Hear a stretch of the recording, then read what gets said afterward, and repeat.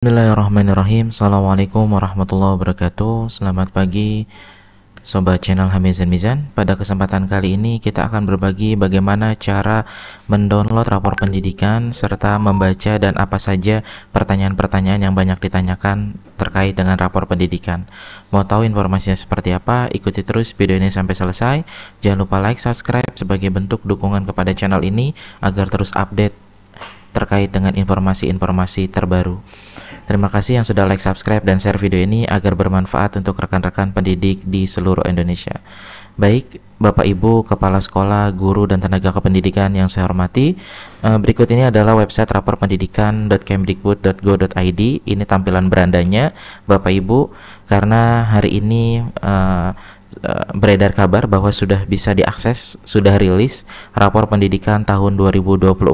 Ya, ini adalah tampilan berandanya, Bapak Ibu. Selamat datang di rapor pendidikan. Saya akan coba ulas satu persatu ya, agar tidak miskonsepsi di antara kita gitu. Nah, di sini ada pertanyaan populer terkait akses, Bapak Ibu, yang banyak ditanyakan atau FAQ. Siapa saja yang dapat mengakses rapor pendidikan? Kepala sekolah, guru, operator. Nah, dapat diakses dengan akun admin. Yang akun belajarnya admin itu bisa mengakses. Oke, Bapak Ibu. Bagaimana cara mengakses rapor pendidikan? Nah, dipastikan sudah memiliki akun belajar. Jika belum, bisa membuat panduannya ada di sini, diklik atau nanti tulis di kolom komentar. Saya akan pandu Bapak Ibu yang lupa password ataupun memang belum tahu email akun belajarnya ya. Silakan tulis di kolom komentar. Akun belajar.id ini sudah aktif. Jika belum, silakan hubungi. Nah, oke. Bagaimana jika saya memiliki akses namun tidak dapat masuk? Nah, jika Anda mengalami hal tersebut, ini juga banyak yang ditanyakan Bapak Ibu.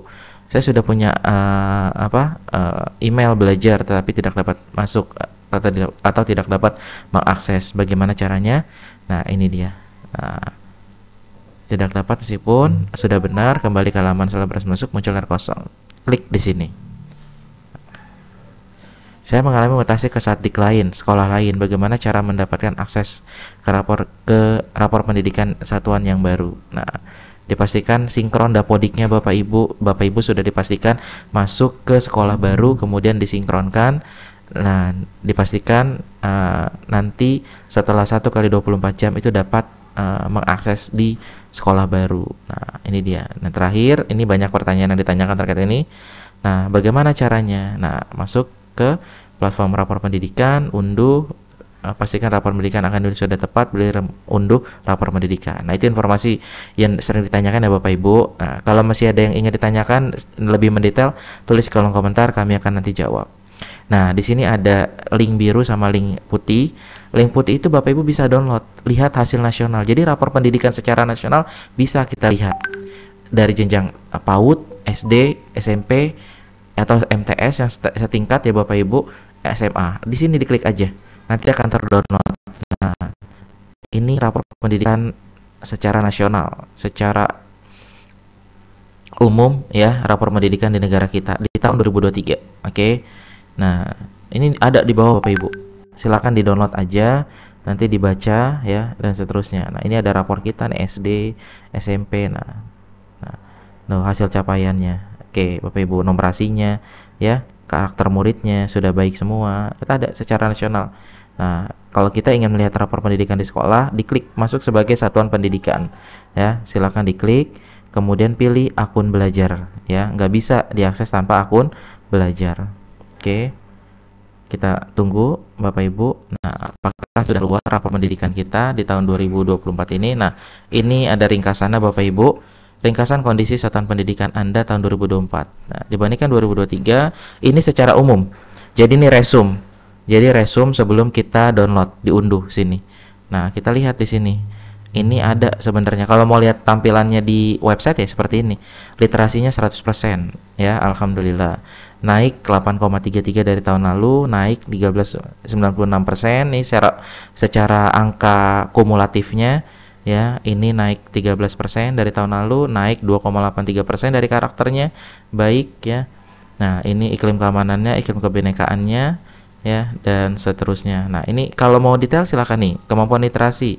Apa arti capaian ini maksudnya? Nah, literasi adalah peserta didik dalam memahami, menggunakan, mengevaluasi, merefleksikan, dan seterusnya.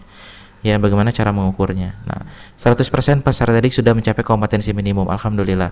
Artinya sebagian besar peserta didik telah mencapai batas kompetensi minimum untuk literasi membaca. Skor capaian sekolah kami tahun ini 100 naik 8,33 dari 2023 yang skornya 91,67. Alhamdulillah. Nah, kemudian pelajari akar masalahnya. Ini kalau kita mau dibedah ya Bapak Ibu, sebenarnya ada hal-hal yang mendetailnya. Kadang kita bacanya gelondongan sehingga kita bingung di poin apa kita kekurangan. Nah, di sini ya, akar masalahnya apa di sini. 83 poinnya dari 100 itu kompetensi membaca teks informasi. Kita lihat detailnya. Nah, tuh. Di sini ada ya. Dari 30 siswa yang menjadi sampel, ya berarti sekian 15% itu berapa anak ya, dan seterusnya. Itu bisa kita hitung. Nah, begitupun poin-poin yang lain Bapak Ibu nih, teks sastra detail ya. Nah, tahun ini 85 naik 9% kurang lebih. Nah, oke. Nah, peringkat atas 1 sampai 2% di kabupaten kota Anda. Ini satuan pendidikan kita ya, peringkat atas juga termasuk secara nasional.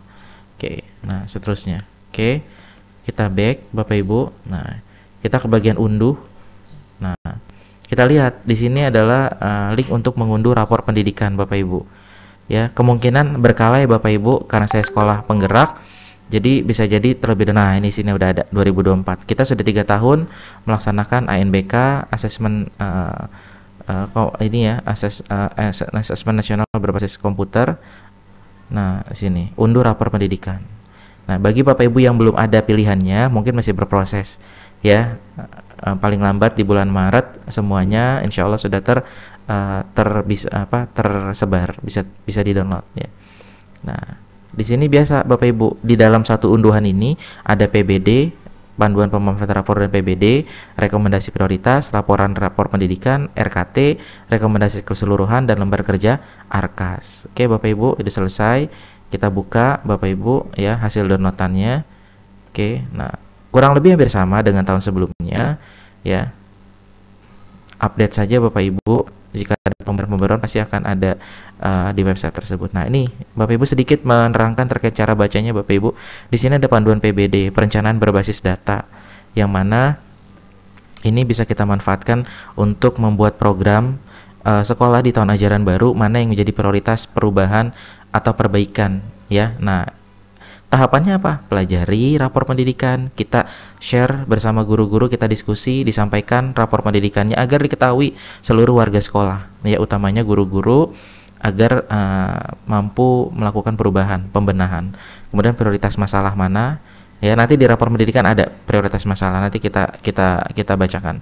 Tentukan kegiatannya, masukkan rencana ke RKT. Jadi dengan adanya fitur PBD ini, sekolah akan lebih terarah prioritas mana yang akan dibenahi di sekolahnya ya. Jadi nggak sekedar membuat program, tetapi yang memang program itu menjadi prioritas untuk dibenahi di sekolah kita semua, sekolah Bapak Ibu. Nah, oke, kita kembali ke rapor pendidikan. Ini hasilnya ya Bapak Ibu, kurang lebih sama ya.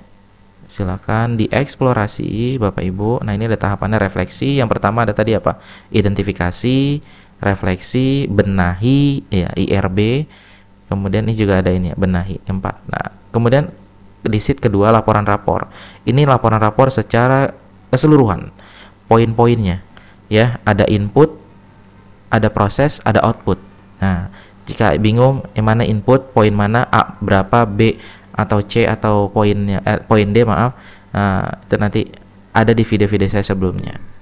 Nah, ini kemampuan literasinya 100 ya, izin Bapak Ibu ya menyampaikan. Jadi silakan jangan di skip, silakan dilihat sampai habis, karena biasanya nanti suka ada isian dari BPMP si Jampang Mudik ya untuk menginput hasil rapor pendidikan kita biasanya. Nah, ini literasi 100 nilainya. Proporsi di atas kompetensi minimum 55%, artinya 15 atau 16 siswa ya. Ini 14 siswa, kan 30 yang menjadi sampel. Jadi itu Bapak Ibu ya, proporsi peserta didik dengan kemampuan literasi di atas kompetensi. Nah, ini kok 0? Ya bagus, ini kan di bawah kompetensi minimum Bapak Ibu gitu. Justru kalau di sini banyak, nah itu menjadi pembenahan buat kita. Nah, kalau bisa nih nanti semuanya 100% di atas kompetensi minimum, itu lebih baik lagi ya. Ya, poin 100 itu didapat ketika memang Bapak Ibu nggak ada satupun di bawah kompetensi minimum. Kalau ada satu anak saja sekitar 3 atau 4%, itu kan satu anak presentasinya 3-4%. Itu pasti nanti di sini nggak 193 kalau nggak salah. Nah, terus. Nah, ini kita ini poin-poinnya ya Bapak Ibu ya. Tadi keseluruhannya di dalam literasi ada apa aja, teks informasi, sastra, mengakses, poin-poinnya nih yang didapat oleh murid kita. A2 itu numerasi 96, berarti ada satu siswa saya ya yang di bawah kompetensi minimum, kita lihat. Nah, betul kan di sini biasanya gitu. Kalau di sini nggak ada sama sekali, di sini hanya di atas dua ini, di atas dan mencapai, itu biasa 100 keluarnya. Oke, nah ini berarti hanya satu anak 3,45% kalau kita presentasikan. Oke Bapak Ibu, tapi naik juga capaiannya dibandingkan tahun sebelumnya. Naik 13%. Alhamdulillah. Itu cara bacanya Bapak Ibu. Jadi harapannya semua di sini di atas kompetensi minimum. Jadi nanti kalau ada target di Si Jampang Mudik tahun ini, target berikutnya itu harus nggak semuanya bukan serta-merta naik target itu. Bisa jadi untuk target yang di kompetensi di bawah minimum ya harus berkurang, justru 0 gitu targetnya. Tuh. Nah, ini ketika di breakdown poin-poinnya untuk numerasi. Begitupun seterusnya Bapak Ibu, karakter ya. Di sini bisa dilihat nih karakter apa aja poinnya, berimtak, berakhlak mulia, gotong royong, kreativitas, itu poin-poinnya. A3 masuknya ke karakter. Ini bisa peringkat di tahun sebelumnya. Ini sumber datanya. Oke. Nah, ini ada rekomendasi keseluruhan Bapak Ibu, rekomendasi keseluruhannya. Ini rekomendasi prioritas 5 atau 6 besar yang menjadi prioritas pembenahan terkait kualitas pembelajaran, iklim kebinekaan dan seterusnya. Ya, ini hanya prioritas banget yang benar-benar prioritas. Ini RKT kurang lebih sama dengan sebelumnya dan ini kerja Arkas. Baik, Bapak Ibu, itu saja. Mudah-mudahan manfaat. Jika ada pertanyaan tulis di kolom komentar. Jika ada yang ingin ditanyakan lebih mendetail, silahkan ditulis saja di kolom komentar, kita akan balas. Jangan lupa like, subscribe, dan share video ini agar bermanfaat untuk rekan-rekan pendidik ataupun Bapak Ibu kepala sekolah di seluruh Indonesia. Terima kasih Bapak Ibu semuanya, semoga bermanfaat. Assalamualaikum warahmatullahi wabarakatuh.